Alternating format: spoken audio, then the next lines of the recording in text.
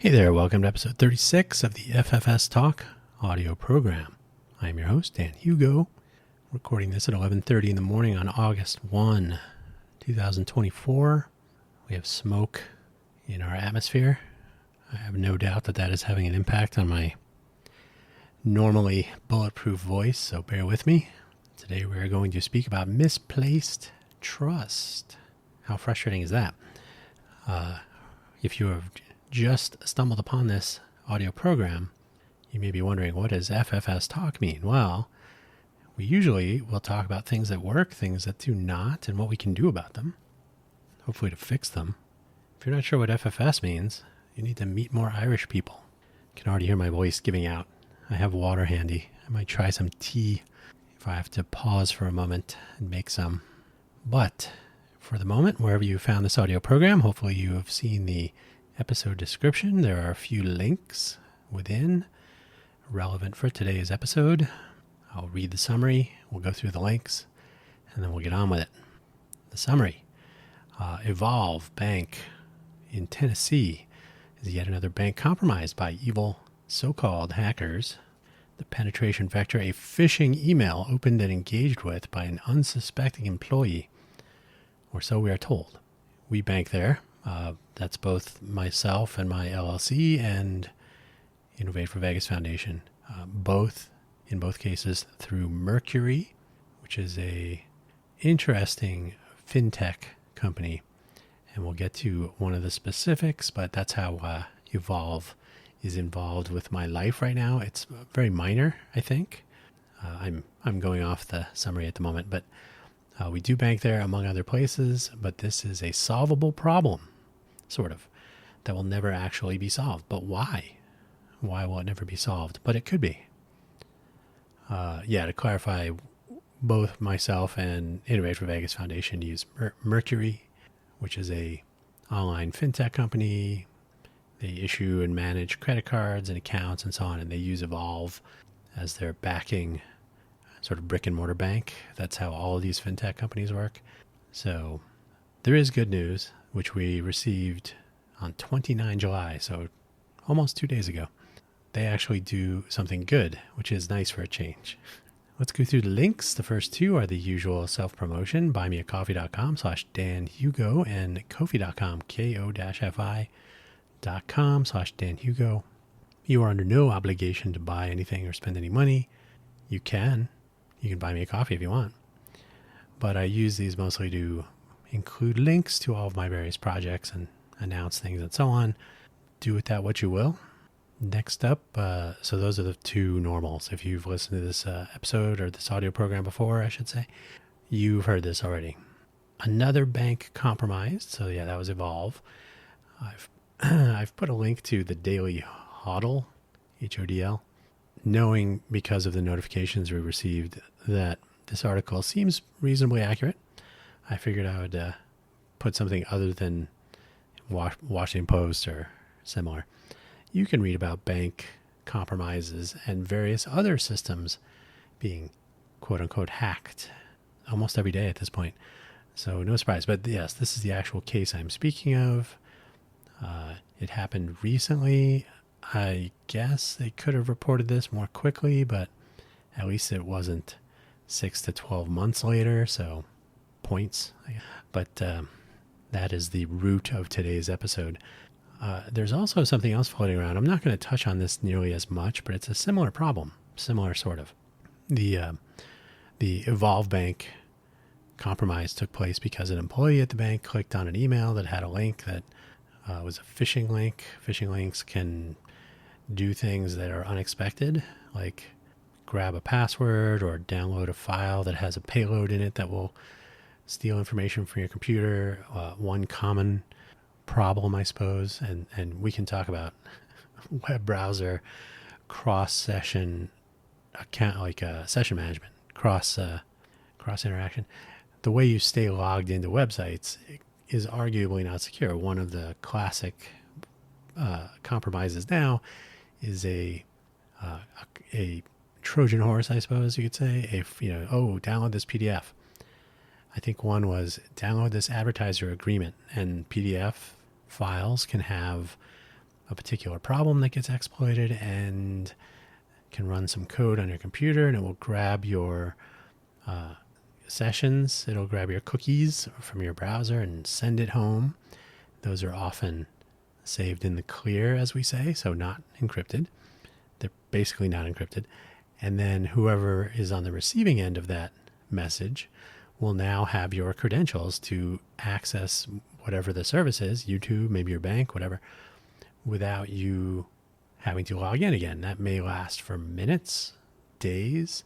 So they have to act quickly. So they just automate everything, and piece of cake.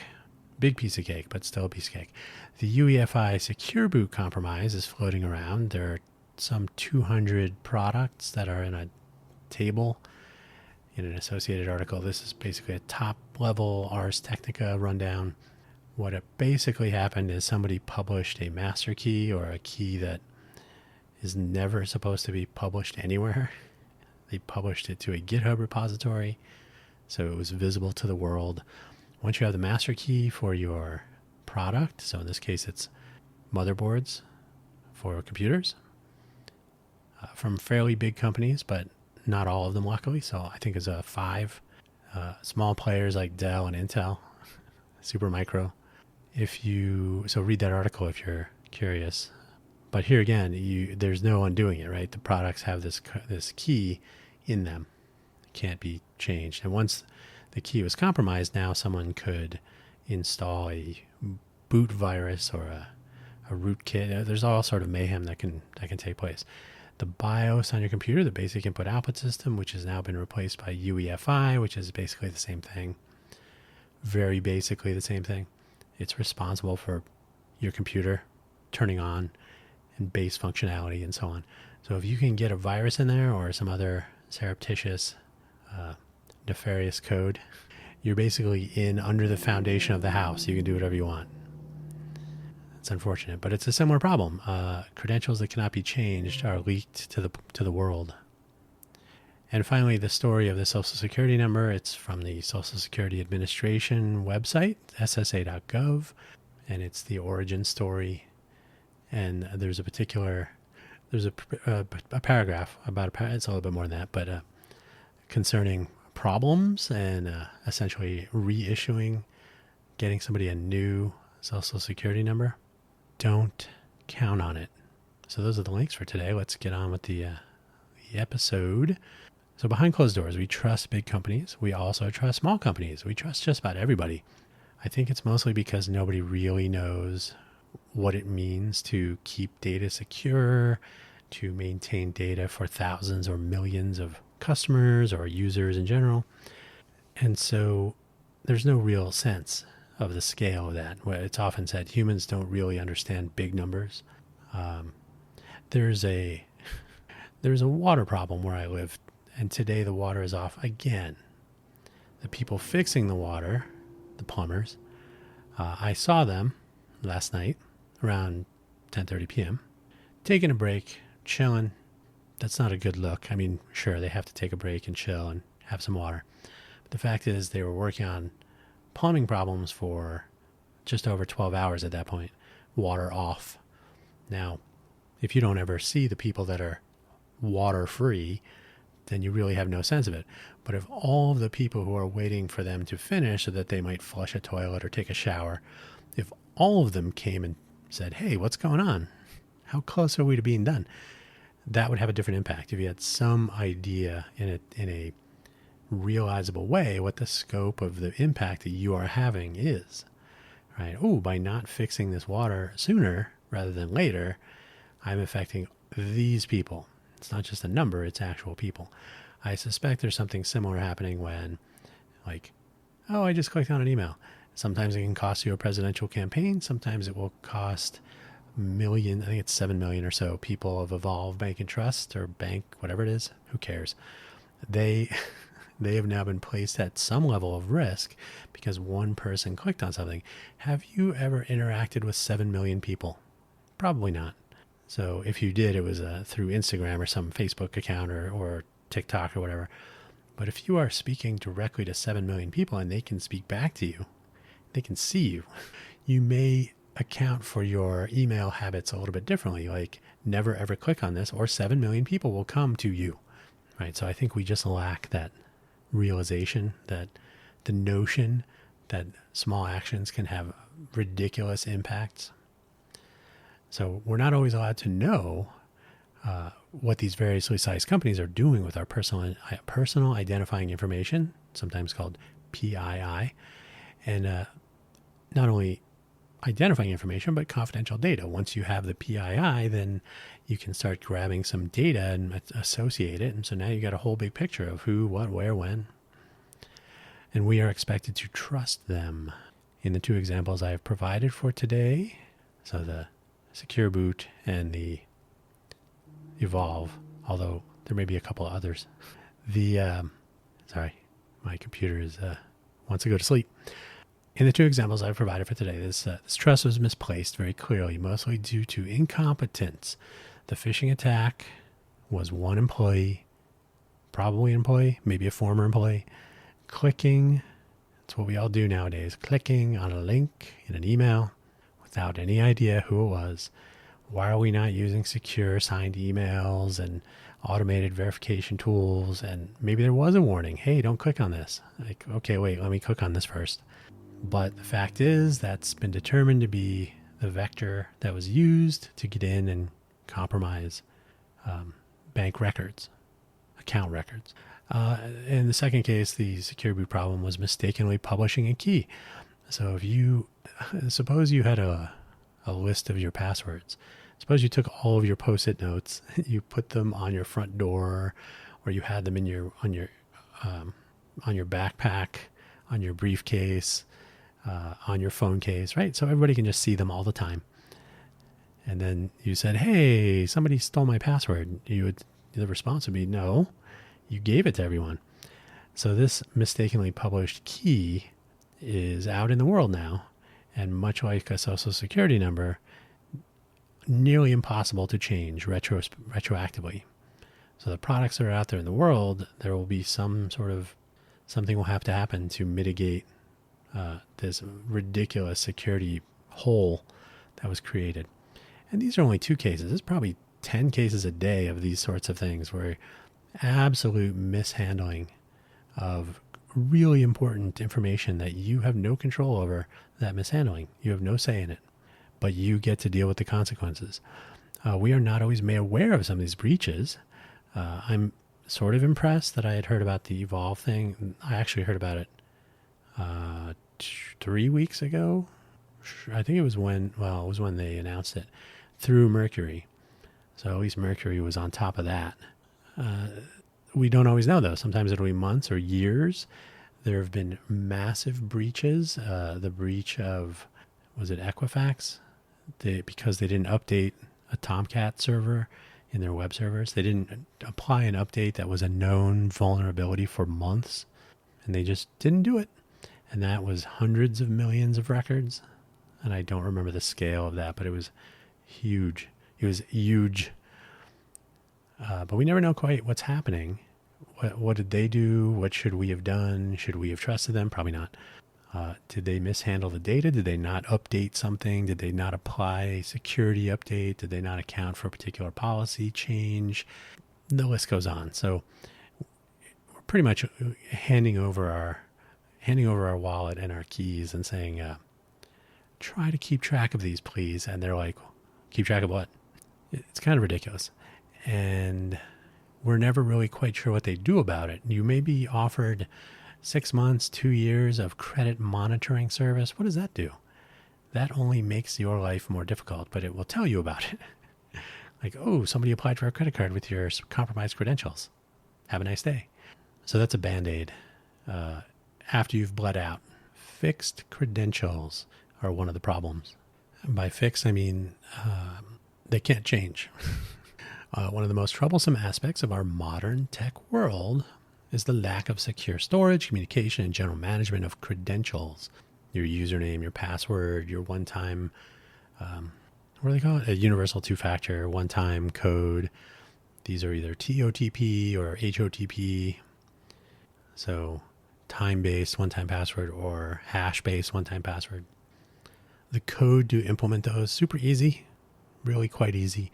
But if the secret that you are the secret is shared with you when you first create a two-factor code, if those secrets are divulged, then anyone can log in as you, and then they'll have your secret credentials, your two-factor secret, and they can log in as you. They can impersonate you wherever those are used. So managing those, handling them correctly is critical, and you have to hope that people are doing that. Are they storing? One of the classic mistakes is, all passwords were stored in the clear. Clear means unencrypted. You can just read them. So if I have access to your bank database and your account information is not encrypted in the database, and encryption at rest is a challenge, but we're talking banks. I should just be able to get everybody's password and just select username, password, account number from accounts, order by balance. Let's not waste our time with people with my balance. So you have no say over those. And the fun part is, not only do we not have any control about this, but oftentimes the people on the other side don't have much control, but none of us really knows what's happening, right? A few people in the cybersecurity group or the CISO's team, what is it? Cybersecurity information something. Oh, cyber information security officer, chief information security officer, something like that. CISO. Your CISO might have some basic understanding, but the casual employee, the customer support person, like, hey, why is my account not, the balance is off, or my address has been changed without my knowledge, etc. They may have no idea. They may have no idea why that would happen. They just have been told certain things. They don't want to answer anything for liability questions or concerns, and good luck. So unlike credit card numbers, so we have people that are moving things around and handling them, and they're being stored in questionable ways. And unlike credit card numbers, which can be replaced and expire periodically, so you go lose your credit card, or pretend to, call your credit card provider, say, I lost my card, start counting, and you may or may not reach 10 before they say, okay, the card's been deactivated. We're sending you a new one. It should arrive in 10 days, right? So your credit card number is not a fixed credential. It is literally an indirect route, replaceable to you and your accounts through this credit card provider, so that they can say, oh, this account number has been compromised. Let's change it and point it to the same person, but with a different number. You have to tell people that are using the credit card that this has taken place. I got to update my credit card information. It can be a minor hassle, but the infrastructure is in place to handle this almost reflexively, probably reflexively, right? You really don't have to call a support person and say, okay, I lost my credit card. And they say, okay, now what would you like us to do? There is none of that. This has been figured out. But you cannot do that with your social security number. Did you know that? It was never intended to be used for what it is being used for now. It is used as a sort of a universal identifier. And because it is one unique number assigned to one person, once I know your social security number, I can now connect every single piece of information that is associated with it across any number of services, any number of agencies, any number of anything. They're all using the same number. So even if 2 or 3 different agencies never speak to each other, they have no reason to interact. If I can get to their data and find your social security number, I might now be able to connect your medical records with your financial records, with your vehicle information, with information about your companies or assets, your stockbroker account. The list goes on. Since you can never change your social security number, there's an asterisk by never, but it's almost never. You have no real recourse. Once your social security number is out, it's out. And I have to be honest with you, statistically, you and I have no secrecy regarding our social security number. You could probably just start chanting it to people. You could replace your name with it. It's one reason to get an EIN, for example, from the IRS for your company. Don't use your personal social security number for things, since, and this is sort of the unintended consequences of unintended use, the number that is associated with your legal entity will probably be published in many places. Similar to how your signature, your handwritten signature on mortgage documents may end up in the public record, for example. So good luck with verifying a signature anymore, right? Well, it's in the public record. Anybody can do it now. So these are unintended consequences for things that cannot be changed. I have a fun story for you. When I was working for Intel, there were some very smart scientists that wanted to work for Intel or work with Intel on this idea they had to publish your personal gene sequence. So you would get sequenced, and then your data would be stored in an Intel powered whatever in the cloud somewhere. And this was their idea. And then if there's a research study, a need to conduct screenings, like, hey, does this medication, does this vaccine, does this anything that would be gene related, they could run a screen, which is they get a huge amount of genetic data, and they can compare some inputs and see what the outputs would be and so on. We're not going to talk about biology today, nor genetics. But here's the thing. I don't know if you know this. You can never change your gene sequence. It is what it is. So in their proposal, they called it Dropbox for gene sequence data. You would store your your genotype, now your gene sequence, in the cloud. It could never be changed. And once people have access to it, you can never revoke that access. So by handing out your gene sequences to biotech companies, what could possibly go wrong? So I said, hang on, this is a one-time deal. You can never take back that information. Well, we would only be releasing parts of the sequence data depending on what the screen is and what the use case is. And I said, well, yeah, but over enough time, enough of a gene sequence will be visible for a given person that you could actually start to cause trouble. I mean, let's assume that this is a service that's real, which as far as I know, it is not. Somebody submits their data, it gets run through some screens and whatnot. The data is hacked. Now, from different companies, different biotech companies who've done different screens at different times, but because they're all associated with a social security number probably, you can now reconstruct substantial parts of a person's gene sequence. And now you're a bad actor because you already hacked the biotech companies. You got this data, and hey, we have enough gene sequence information for this political leader, somebody running for president or something, who knows. We could custom fit a nerve agent or some other genetic selection device, a custom targeted individual weapon. Imagine that. So my suggestion to them was you have the biotech company submit the screen to the service. And the screen is run against data without the genetic sequence data leaving the Dropbox. And I don't think they didn't really see the need. This is a perfect example. These people were brilliant. They're PhD scientists. Didn't connect the dots to realize. And by the way, genetic information is such that once, if my genetic information, my gene sequencing data is available, people that are related to me are similarly compromised because most people have similarities across genetic relatives, right? Family members and so on.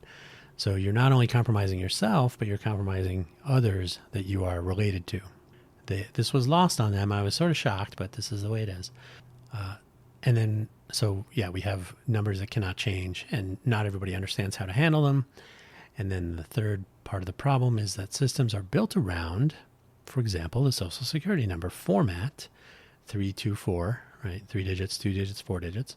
They may or may not store the dashes. They may store. Now, I read something somewhere where somebody was storing Social Security numbers as integers, but I think if there's a leading zero in the first 3 digits, then it would not account for the zero. So it would end up just being the wrong length or some stupid thing like that, because things are left to chance. Why? Well, Oh, I didn't get to the problem yet. I'm still doing I jumped down in my notes. Credentials, including our social security number, might be shared between agencies and so on. We kind of touched on that. So the social security number was created in 1936. Most of the things that we use today were not even in the realm of possibility. They were well outside the creative imagination available at the time. So nobody designed the social security number to be an impenetrable, mutable identity reference, right? Just an account number for an account that was collecting a few thousands of dollars. I think the first social security benefits recipient received something like $18,000 total, something small like that. Big at that time, big in the 30s, but we're not talking, hundreds of millions of people, trillions of dollars moving around. So the systems are built around these numbers, like I said. And fun fact, there's a strong likelihood that your social security number is being handled by code, a big giant mainframe somewhere, or who knows what, with code running in COBOL. Nobody writes COBOL anymore. Maybe they should. And you can look on the social security page I linked to in the notes. If you flip down to the problem section, only under rare circumstances is anyone reissued a new social security number. And it would have to be an extreme circumstance. You have to justify it. So quite the opposite end of the spectrum from the credit card situation. Reminder, hey, my credit card was stolen. Before you can even finish that sentence. Okay, it's canceled. Hey, my social security number was compromised. And, well, doesn't that cause people to be able to, and what do you want us to do about it? So the Social Security Administration, Social Security Administration, is really not going to help you out. They've created and maintained this broken system that is not resilient. It has not kept up with the modernity. It is fragile, tenuous, but because everyone is using it, it's too scary a notion. It makes Y2K look like the handling of a leap day, right? No, we cannot possibly fix this problem. So there are some other problems. The largest grocery chain in the United States, Kroger, they have a loyalty program that does have a loyalty account ID.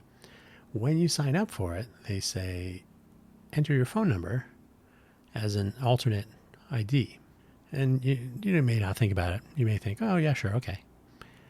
So the account number, I think, is one digit longer than the phone number, the typical 10-digit number. So they have you do this, and then you can use your phone number to access your loyalty program benefits, whatever they may be. But it turns out anyone who has your phone number can access your benefits. They don't really make that clear to you. And if you call them and you say that to them, they may say, so? Just don't give out your phone number. So it's not required. You can pick another number, and it makes sense to do that. But it's one of those things where people don't really think this through. When I say benefits, for example, benefits may include cash. They actually associate a kind of a rebate or a customer service credit account. It's a cash account. If you can get my phone number, you could use my cash. You can use my fuel points. There may be other things. There are a few things that are associated with that number. So because they associate it with the phone number, but that doesn't become clear to people, it's a lot like the social security number showing up all kinds of different places. You don't always understand how this will be used later. 1936, social security number going to be used for one account. 2024, it is used for everything. So your phone number is also used for everything or too many things. Hey, log into your Kroger account, sign in at the gym. Anything else attached to your phone number? Could be anything. People handling your PII are not always aware of the nuances, and so they completely mishandle your information. You'll never get over that because it's out of your hands. So the people handling your PII have no idea what they're doing in too many cases. Not every case. One of my most recent favorites, this actually wasn't too recent, but it sticks with me because it's so fundamentally dumb. I was calling my bank. The reason was I was near the airport in Phoenix, Arizona. I was going to get on the light rail, and there's a 7-Eleven convenience store. I think it's 7-Eleven or Circle K convenience store across the street from the light rail station. So I said, I have some time. I'll go grab some water, a beverage of some sort. It's Phoenix after all. And my card was declined. I was like, that's weird. So bad luck for me. So I called my bank. And I said, hey, I was wondering why this card was declined. And they said, well, first, we need you to verify, is this your email address? And they read me my email address to me. And I said, that's not how that works. You can't give me information. Production by a street. You cannot give me information about a person if you don't know I'm that person and use that to verify that I'm that person. The individual I was speaking to on the phone had no idea what I was talking about. So I spoke to the supervisor for whom that person was working. Now, luckily, the supervisor was a little bit more aware. I described what had just occurred, and the supervisor said, that's not right. That's no good. I later found out that the convenience store in question had been flagged as a high risk because of the neighborhood, I guess, too close to an airport. But here again, you just have to hope for the best. You cross your fingers. I guess I'm being declined for a good reason, maybe. I don't know. Just trying to get some water. So yeah, no water for me. But do the people that are responsible for this data and information understand what to do with it, when not to do certain things with it, and so on? And I'm going to guess the answer is often no, too often no. Companies like Plaid, if you've ever seen Plaid, P-L-A-I-D, Plaid, are used to interface with some financial institutions. There was a time when and there still is a time, when banks don't have a defined interface, an API, if you will, so that services that need to use your bank can check on your balance or do other spooky things. And so Plaid comes along and says, we will provide that interface, but your customer, whoever it is, will have to log into their bank through our service, and then we will access their account as though we are them. So we can log in as them because the bank doesn't support programmatic access. We can we can go through their accounts, get the relevant data and whatnot. So they'll do the work, but they'll maintain their credentials because now they can log into your account whenever they want. Turns out one easy way around this is to just require two-factor authentication. And by not providing your secret to Plaid, because there's no method for that, they can only log in when you enable them to once. So not a bad idea. So if your bank doesn't implement two-factor authentication to log in, some service like Plaid, once you give them your credentials to log into your bank account, you're out of luck, unless you go ahead and change your password, for example, which you should do anyway. So these are tricky because you may or may not understand that when you're using the Plaid services. You don't know how they're storing your credentials. So even though a bank may be fine, Plaid may be hacked, or Plaid may have an employee who's upset or angry, or Plaid might have someone who wants to, I heard a celebrity or somebody I don't like is using Plaid. Let me look up their account information. We can hope that the mysterious they, have made it difficult for the casual employee to query a database and get one or all of the confidential records, but who are you going to ask? And of course, they're not going to tell you. That's a matter of corporate security. We take our customers' privacy very seriously, ... But at least Plaid is enabling businesses to bill you directly more easily. So good for them. So the core problems. This is something of a summary, I suppose. Legacy systems making use of fixed length legacy formats, like the Social Security number, make it profoundly difficult and expensive to change. COBOL, mainframes, thousands or millions of services that depend on this number not changing. If you were to change something over like that, there would be a period where you'd use an old credential and a new credential, so you could look up both. That would probably also be a security nightmare. Handling of personally identifying information, or PII, is not intuitive to some, and I will probably say most people. The people who write passwords on Post-it notes, for example, don't give them your password. You will definitely find this to be the case when it comes to education for minor students, underage students. You really are not supposed to share personally identifying information for students under 18, really for anybody, hopefully. But so if you happen to attach a name to something, or if your grade book gets compromised or whatever, there's all sorts of little pieces of information that can accumulate for a particular person. And who knows how that could be used? That could be used as a, it's not a phishing attack, but it's a stranger danger. Once I know the names of students in a classroom, once I can identify a particular student by name, I now have an attack vector. Hey, Billy, how'd you do on that test yesterday? I heard you did really well. Think about that. Notification and disclosure are often hampered. Regulations or corporate security policies or who knows what. So we may not even have a full transparent view to work with on what happened to us. And often neither the affected person nor the support representatives who we might be able to call and have access to will know precisely what is happening. They'll just say, well, can I direct you to our CISO or whatever? And then they hang up on you. So the discussion centers on the effect. You can describe to the person, hey, my bank account is empty, or somebody stole my fuel points, or my genetic sequence information has been shared on TikTok or whatever, right? Well, what can we do about that? Did you store it securely? Oh, I don't know. So they can't really discuss cause as much. And the time to discuss cause or to be aware of it is before the effect. So I have some ideas for solutions. Maybe you do as well. First, be aware, be educated, strive to be informed, clicking through agreements without reading them, providing your personally identifying information to anyone who asks, not knowing what is really happening. Like, I gave them my wallet and keys and I don't know whatever happened to them. Like, well, your car is gone. So be aware of who is getting what information and what they're using it for. That's very difficult to do.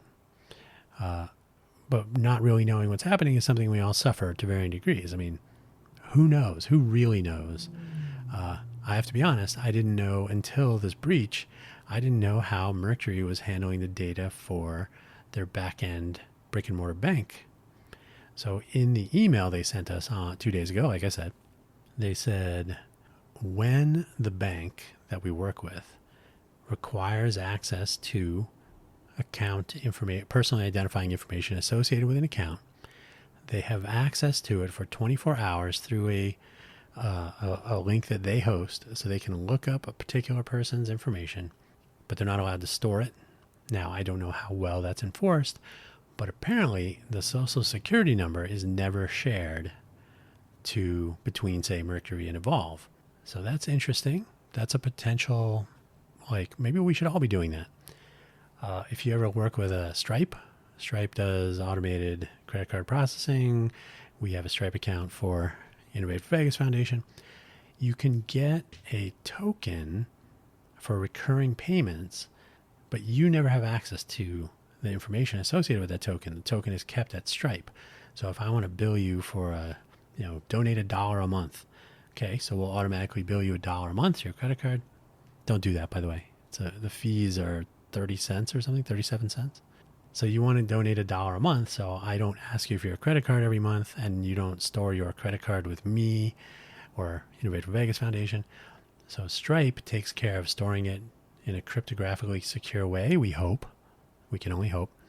But they are required to go through PCI compliance. I do not remember what PCI stands for.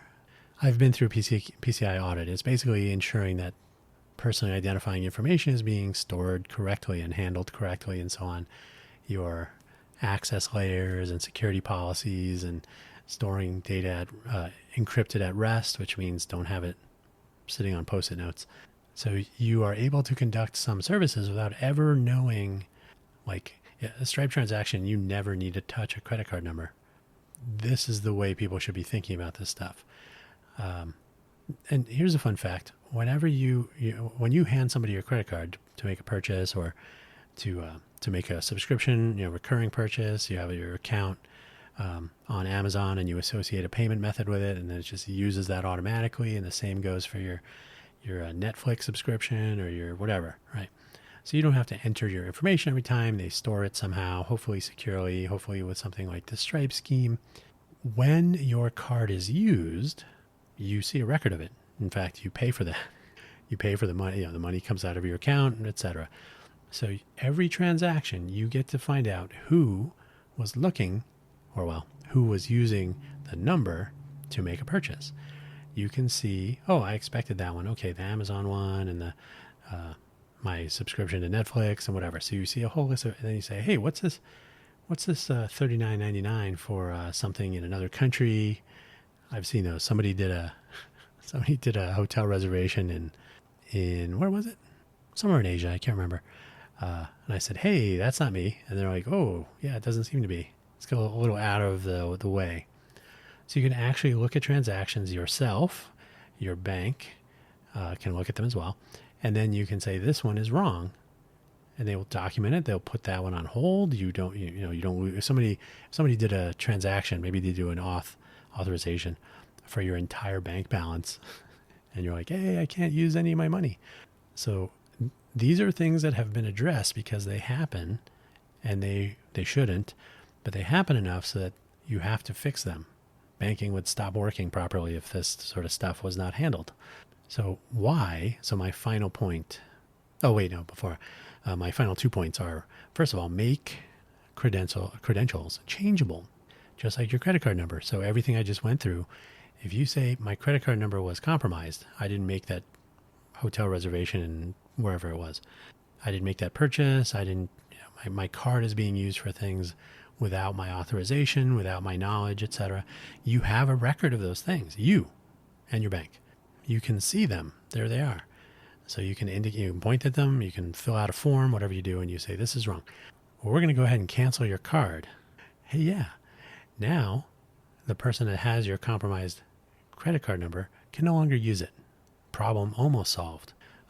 Policies of the Social Security Administration regarding changing a compromised Social Security number are very clearly obsolete. Oh, it's rare that we ever change them, and you really have to provide, it has to be like danger to life, catastrophic destruction. Like, I used my Social Security number for the nuclear launch codes. Whoopsie. This is simply not how computers work. Computers work by saying, I need to change this value. Done. So yeah, the Social Security Administration is obsolete in their data management, their security policies, etc. And you can read that for there's all kinds of administrata surrounding the handling of Social Security accounts, of numbers, of processes, and so on.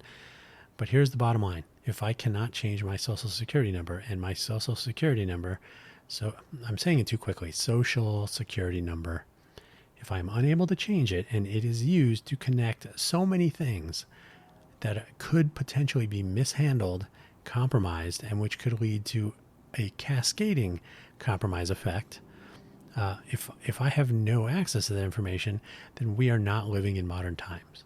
If I have no way to change it, if I have no way to protect myself from that compromise, it's not 1936 anymore, as far as I'm aware. So if we accept this particular and specific point of failure, just accept it outright. That is a failure. It's a failure on the part of the masses. We should not be accepting this. It'd be like saying, well, food poisoning is just a thing. You got to deal with it. Like, wait a minute. No. We have the technology. There, just in the last couple of weeks, there have been listeria recalls. There are issues with some contamination of cinnamon products. Cadmium and other heavy metals are being found in dark chocolate. We could just shrug our shoulders and say, well, there's nothing we can do about it, but there is something we can do about it. So allowing irrevocable, unreplaceable, unresettable, unique and universal identities to be shared, compromised, misused, without any recourse is not a sign of modern times. Or maybe it is, unfortunately. We should demand better. Better means modernity. We cannot have billions or trillions of dollars moving around based on a toothpick, keeping the system from toppling over. Like not even a 2x4. It's just a toothpick holding that wall up. Finally, the most complicated perhaps, but very similar to the credit card scenario I've already described. Your credentials should remain in your control, and required information should be accessible when you grant such permission.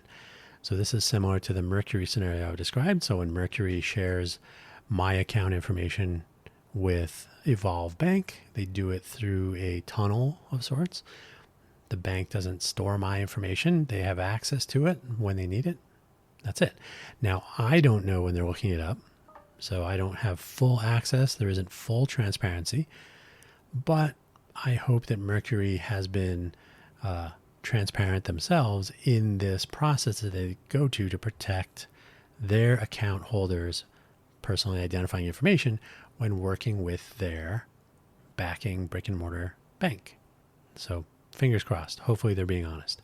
When someone uses my personally identifying information, when they use my credit card, when they access my bank account, I should have a record of that. I should be able to see who, when, not necessarily why. That might be part of the description of the transaction, or who knows. But the who, the when, the how much, these things should be visible at all times. We should know if they access something and didn't conduct a transaction, right? Somebody looked and found your home address. They didn't change it, but they looked at it. And you can do these things. These things are done all the time. Some government agencies, especially in Europe, will be able to track who is looking at certain records. This happened with the royal family, with some hospital records and so on. Can be done if you're applying. So one of the issues with credit cards is you give someone a credit card number. Now that credit card number is subject to compromise. The more often you give out that number for recurring payments, subscriptions, etc., the more attack vectors there are, because anyone who stores that information is now a potential leak. Okay. So one of the things I like about Mercury, this is not an ad for Mercury, but take it for what it's worth. Mercury, there's a company called privacy.com. There are several banks that offer virtual credit cards. I think Citibank was doing this too. Now, give me a virtual credit card number. I will use that for my Amazon purchases. Give me another one, and I'll use that for some other recurring payment. Give me another one, and I'll use that to pay for my Netflix account. So now every vendor, every service provider has a unique number. All those numbers point back to you or me.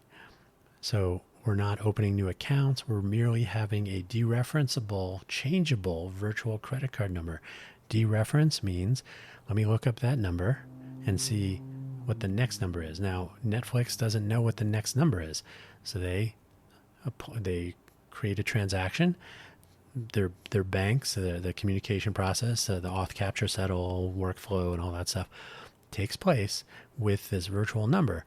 Later, when the transaction is going to probably during during authorization, they would send an authorization request to the provider bank. So Mercury, I guess.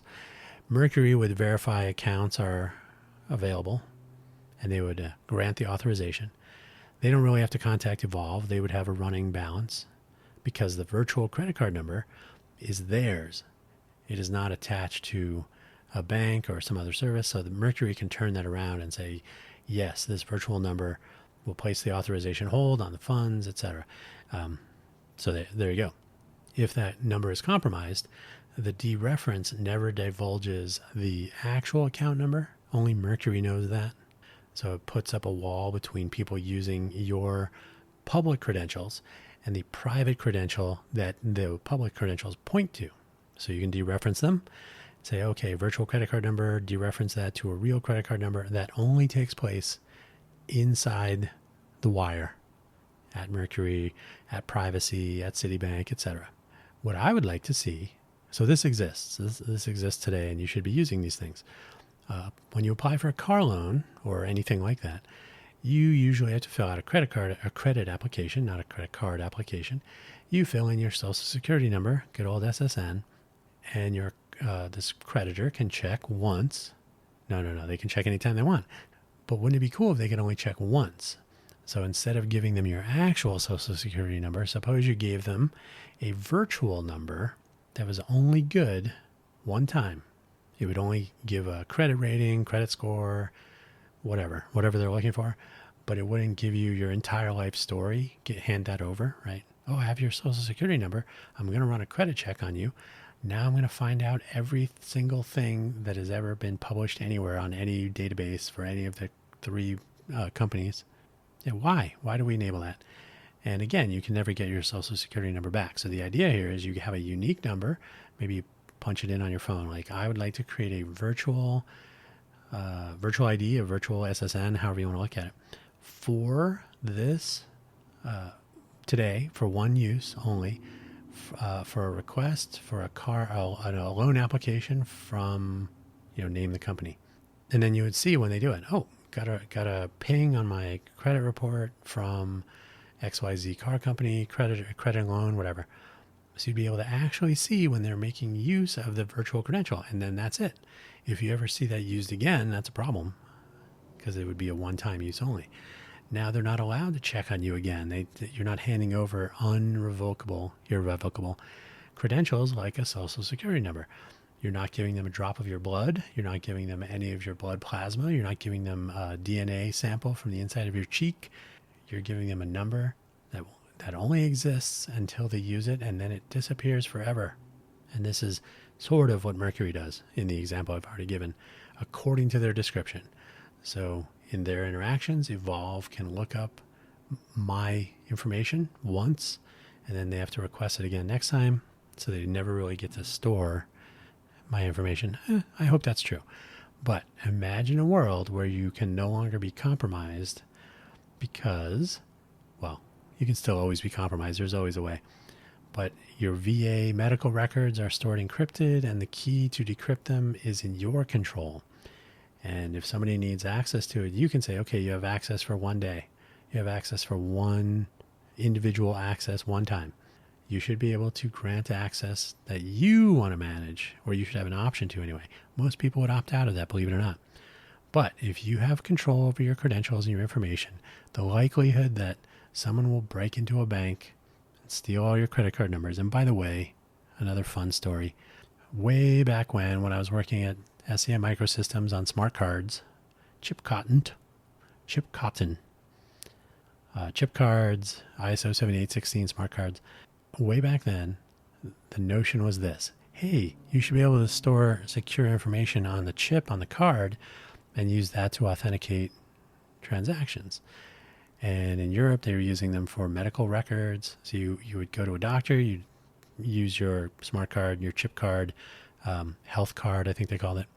And there would be, you put the card in the reader, and then you type in a PIN code, and then there's some access granted to something. So you had to have that code on the card, so the token and the password, the PIN code. So everybody was worried about the individual data, like secure sockets layer in your browser. We need to secure those credit card transactions.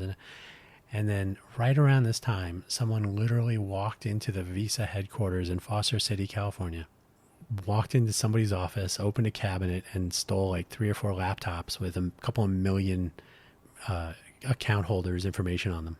So it's not always about securing the individual, although that is a part of it. It is securing the entire thing. If I have a Brinks truck, take my massive bank deposits to the bank, and then the bank just throws them in a closet, the bags of money, then there's a security lapse there. Now, who's responsible for that data? Somebody comes in and steals my money out of their closet because they didn't handle it correctly. That's their problem, unless the bank goes under or fails, and then I'm only insured for $250,000 from the FDIC, and I had $25 million in that. Hey, they totally mishandled because you got to think about that. And if you're like, that could never happen, Silicon Valley Bank. So that's where I'm going to leave it today. My voice is killing me. I believe it is part partially due to the smoke that's in the air here in southern Nevada, thanks to I think it's called the Park Fire. So my apologies for putting up with this. You have no idea how much fun it is on my end. Do, if you can, be aware of where you are sending your personally identifying information and then who is sending it elsewhere without your knowledge. That's hard to know, but you could ask. Greater awareness, some public education would be nice. There are bigger problems. Who's got my social security number? That's not nearly as important as inflation and immigration. When you think about it. Anyway, something to think about for you. So when you do think about it, it is solvable. These are solvable problems. It's unfortunate though that the people that could solve it will tell you how much it's going to cost, and the people who don't quite understand the risk will say, "Ooh, I don't want to spend that much money." So we take the easy way and we rest everything on toothpicks, and that just does not scale.